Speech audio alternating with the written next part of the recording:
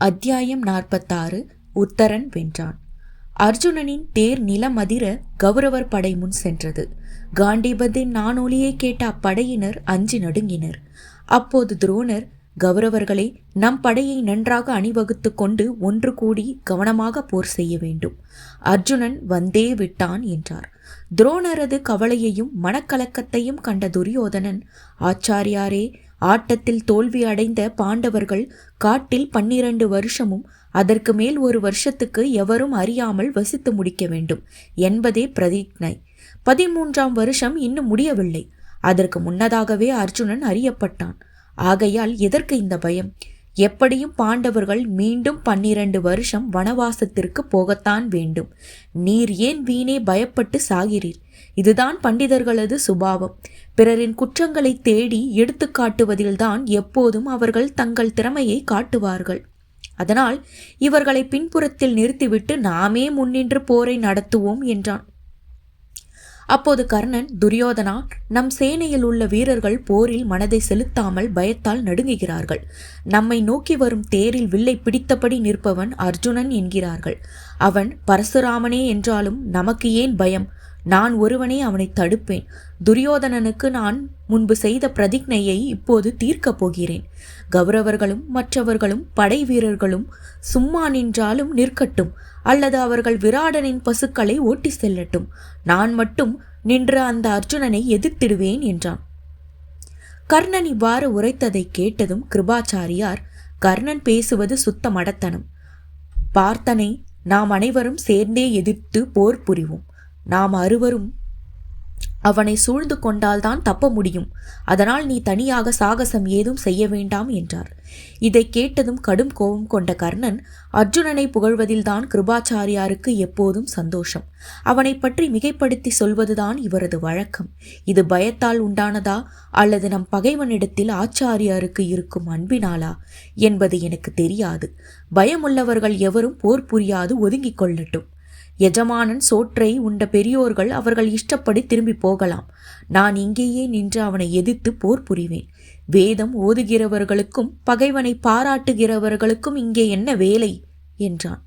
கர்ணன் ஆச்சாரியாரை தகாத முறையில் பரிகாசம் செய்ததை பொறுத்து கொள்ள மாட்டாத அஸ்வத்தாமன், கர்ணா, நாம் இன்னும் பசுக்களை அஸ்தினாபுரத்துக்கு கொண்டு சேர்க்கவில்லை. ஒரு காரியத்தை செய்து முடிக்காமலேயே வீண் தற்புகழ்ச்சி செய்து கொண்டுள்ளாய். நாங்கள் சத்திரியர்கள் அல்ல, வேதம் ஓதுகிறவர்கள்தான், சாத்திரம் படித்தவர்கள்தான். அரசர்களை சூதில் வென்று ராஜ்யம் அடையலாம் என்று நான் படித்த எந்த சாத்திரத்திலுமே கூறப்படவில்லை. போரில் வெற்றி பெற்றவர்களும் கூட தங்களை தாங்களே புகழ்ந்து கொள்வதில்லை. என்ன காரியத்தை நீங்கள் சாதித்து விட்டு இப்படி பேசுகிறீர்கள்? நெருப்பும் கூட ஒன்று பேசாது பதார்த்தங்களை பக்குவம் செய்கிறது. அந்த சூரியனும் பேசாமல் தான் பிரகாசிக்கிறான். பூமியும் தன்னைத்தானே புகழ்ந்து பேசாது எல்லா சாரசாரங்களையும் தாங்குகிறது. சூதாட்டத்தில் ராஜ்யத்தை பறித்தவர்கள் தற்புகழ்ச்சியில் இறங்காமலாவது இறக்க வேண்டும். துரியோதனா, கர்ணா, நீங்கள் இந்த யுத்தம் செய்து பாண்டவரை வென்றீர். ஒற்றையாடை உடுத்திய திரௌபதியை அரசவைக்கு இழுத்து வந்தீர்களே, அவளை எந்த யுத்தத்தில் வென்றீர்கள்? முட்டாள்களே! அன்று சூதாட்டத்தில் தாயக்கட்டையை உருட்டி இந்திரபிரஸ்தத்தை கவர்ந்தது போன்று இப்போது உங்களால் அர்ஜுனனுடன் போர் புரிய முடியாது. அவன் கையில் இருக்கும் காண்டீபம் கூறிய அம்புகளை ஏறியும் 4, 2 என்று பாய்ச்சிகளை எரியாது.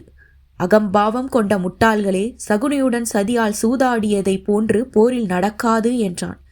இவ்வாறு கௌரவர்களும் சேனை தலைவர்களும் பொறுமை இழந்து மாறுபட்டு இவ்வாறு வாதாடி கொண்டிருப்பதை பார்த்து குலத்தலைவலான பீஷ்மர் மிகவும் மனம் வருந்தினார். பின் அவர், எந்த அறிவுள்ள மனிதனும் ஆசாரியனை அவமதிக்க மாட்டான். கால நேரங்களை நன்றாக ஆலோசித்து போர் புரி செய்ய வேண்டும். அறிந்தோர்களும் நம் காரியங்களில் புத்தி தடுமாறத்தான் செய்கின்றான். அதிபுத்திசாலியான துரியோதனனும் தன் முன் நிற்பவன் அர்ஜுனன் என்று புரிந்து கொள்ளவில்லை. கோபத்தால் புத்தி தடுமாறுகிறான். அசுவத்தாமரே, கர்ணன் கூறியது ஆசாரியரது ஆத்திரத்தை வளர்க்கவே என்று கொள்ள வேண்டும். கௌரவர்களின் ஆசாரியரான துரோணரையும் அவரது புத்திரர் அஸ்வத்தாமரையும் விட உலகில் வேறு எவரிடம் 4 வேதங்களையும் சத்திரிய தேஜஸையும் சேர்ந்தாற்போல் காண முடியும்? துரோணருக்கு இணையாக சொல்லக்கூடியவரான பரசுராமரை தவிர வேறு எவரை பற்றியும் இதுவரை நாம் கேட்டதில்லை. ஆசாரிய புத்திரரே, பொறுத்துக்கொள்வீர். கழகத்திற்கு இது சமயமல்ல. அர்ஜுனனை நாம் அனைவரும் சேர்ந்தே வெல்ல முடியும். இனி நடக்க வேண்டிய காரியத்தை பற்றி யோசிப்போம். நமக்குள் கலகம் உண்டாகாமல் தனஞ்சயனை எதிர்க்க முடியாது என்று கூறியதும் ஓரளவுக்கு வாக்குவாதம் நின்றது. பின் பீஷ்மர் தன் அருகே இருந்த துரியோதனனிடம், ராஜேந்திரனே, அர்ஜுனன் வந்துவிட்டான். ஒன்றை புரிந்து கொள். நேற்றே 13 வருஷ காலம் முடிந்துவிட்டது. உன் கணக்கு தவறாகும். காண்டீபத்தை அர்ஜுனன் ஒழிக்க செய்ததும் அவர்களது பிரதிஜ்ஞை காலம் முடிந்தது என்பதை புரிந்து கொண்டேன். போரை துவங்கும் முன் மனதை சோதனை செய்து நிச்சயம் செய்து கொள்ள வேண்டும். அதனால் துரியோதனா, நீ பாண்டவர்களுடன் சமாதானத்தை விரும்பினால் அதை செய்ய இதுவே ஏற்ற தருணம். தர்மத்துடன் சமாதானமா, போரா, எது உன் விருப்பம் என்று முடிவாக யோசித்து கூறு என்றார். அதற்கு துரியோதனன், நான் சமாதானத்தை விரும்பவில்லை. ஒரு கிராமத்தை கொண்ட பாண்டவர்களுக்கு நான் தர ஒப்புக்கொள்ள மாட்டேன். போருக்கான ஏற்பாடுகளை செய்யலாம் என்றான். அதன்படி துரோணர் படையில் 1/4 பங்கினை துரியோதனன் தனக்கு காப்பாக கூட்டிக் கொண்டு விரைந்து அஸ்தினாபுரத்திற்கு செல்லட்டும். மற்றொரு 1/4 பகுதி படை பசுக்களை வளைத்து ஓட்டி செல்லட்டும். பசுக்களை ஓட்டி செல்லாது போனால் நாம் தோல்வியை ஒப்புக்கொண்டதாகும். அர்ஜுனனை எதிர்த்து மீதமுள்ளோர் போர் புரிவோம். அதுவே நன்மை தரும் என்றார். அவ்வாறே கௌரவ படையில் 1/4 பங்கு வீரர்கள் துரியோதனனை காக்கும் விதமாக அணிவகுத்து நின்றனர். அதே சமயம் தேரிலிருந்த அர்ஜுனன் உத்தரனிடம், உத்தரனே, அதோ பார், நம் எதிரே இருக்கும் படையில் துரியோதனன் தேரை காணவில்லை. பீஷ்மர் கவசம் அணிந்து நிற்கிறார். மற்றவர்களும் உள்ளனர். அதனால் இவர்களை விட்டு விலகி துரியோதனன் இருக்கும் இடத்திற்கு தேரை செலுத்து. அவன் நம் பசுக்கூட்டங்களை ஓட்டிக்கொண்டு முன்னால் செல்கிறான் என்று நினைக்கிறேன் என்றான்.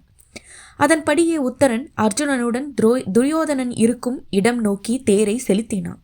அவ்வாறு செலுத்தும் போது அர்ஜுனன் தன் காண்டீபத்தை இழுத்து பீஷ்மர், துரோணர், கிருபர் ஆகியோரது கால்களில் அருகே தம் அம்புகள் மரியாதை செய்யும் விதமாக விழுமாறு எய்தான்.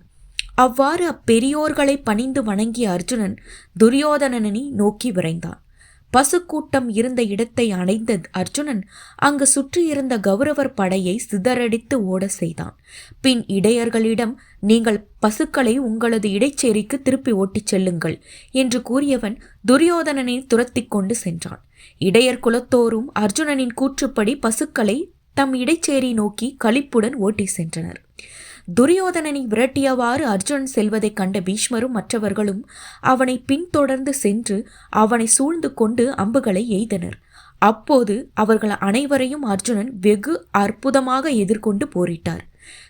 கர்ணனை அப்போர்க்களத்தை விட்டே ஓடச் செய்தவன் பின் துரோணரை தாக்கினான்.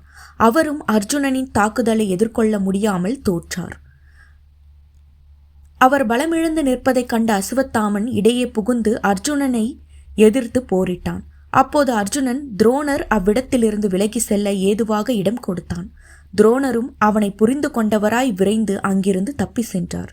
பின் அர்ஜுனன் தன்னை எதிர்த்து நின்ற அஸ்வத்தாமனுடன் கடும் போர் புரிந்தான். முடிவில் அவனும் களைத்து போகவே கிருபர் அர்ஜுனனை எதிர்க்க துவங்கினார். அவரும் தோல்வியடையவே கௌரவர் படை சிதறோடியது. இதனை கண்ட பீஷ்மர் துரோணரிடமும் மற்றவர்களிடம் கூறி அனைவரும் ஒன்றாக சேர்ந்து மீண்டும் அர்ஜுனனை தாக்கிட ஏற்பாடு செய்தார். அதன்படியே அவர்கள் அனைவரும் ஒன்று சேர்ந்து அர்ஜுனனை தாக்க முனைந்தனர். உடனே தன்னை சுற்றி பாணங்களை எய்து ஒரு மலையை பனி மூடுவதை போன்று செய்து கொண்ட அர்ஜுனன் அவர்கள் அனைவரையும் வீர வேசத்துடன் தாக்கினான். போர்க்களத்தில் பீஷ்மருக்கும் அர்ஜுனனுக்கும் நடந்த சண்டையை காண தேவர் உலகே திரண்டு விண்ணில் நின்றது. இவ்வாறு எதிர்த்தும் கூட துரியோதனனை விரட்டியவாறு செல்லும் அர்ஜுனனை மகாரதர்களான அந்த 5வராலும் ஒன்று சேர்ந்து தடுத்து நிறுத்த முடியாமல் போனது. துரியோதனனை எதிர்கொண்ட அர்ஜுனன் அவனை பலமாக தாக்கவே துரியோதனன் தோல்வியுற்று யுத்த களத்தை விட்டு ஓடத் துவங்கினான். துரியோதனா, பெயரையும் புகழையும் இழந்து நீ ஏன் ஓடுகிறாய் என்று அர்ஜுனன் கூறவும் துரியோதனன் சர்ப்பம் ஒன்று சீறுவதை போன்று சீறிக்கொண்டு திருப்பினான். அப்போது அவனை பீஷ்மரும் மற்றவர்களும் சூழ்ந்து நின்று அவனை காத்தவாறு இருந்தனர்.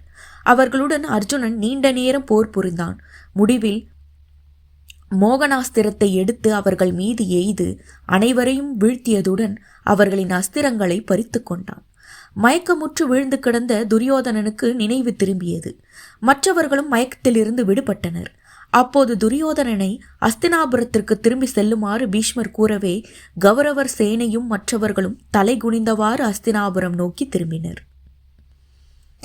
அப்போது அர்ஜுனன் உத்தரனிடம், உத்தரனே, குதிரைகளை திருப்பு, உன் பசுக்கூட்டங்கள் மீட்கப்பட்டன, பகைவர்களும் ஓடிவிட்டனர். இளவரசனே, சந்தனமும் புஷ்பமும் அணிந்து கொண்டு உன் நகருக்குள் செல்வாய் என்றான். அவ்வாறு திரும்பும் வழியில் மீண்டும் வன்னி மரத்தை அடைந்து தன் ஆயுதங்களை முன்போலவே கட்டி தொங்கவிட்டு பின் அர்ஜுனன் மீண்டும் பிரகன்கலையாக உருமாற்றிக் கொண்டான். தேரை தானே நகரை நோக்கி செலுத்தவும் செய்தான். நடந்தவை அனைத்துமே தேரிலிருந்த உத்தரனுக்கு வியப்பாக இருந்தன.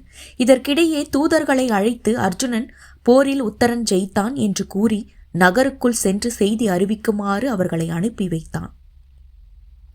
அடுத்த அத்தியாயத்தை அடுத்த பதிவில் பார்ப்போம்.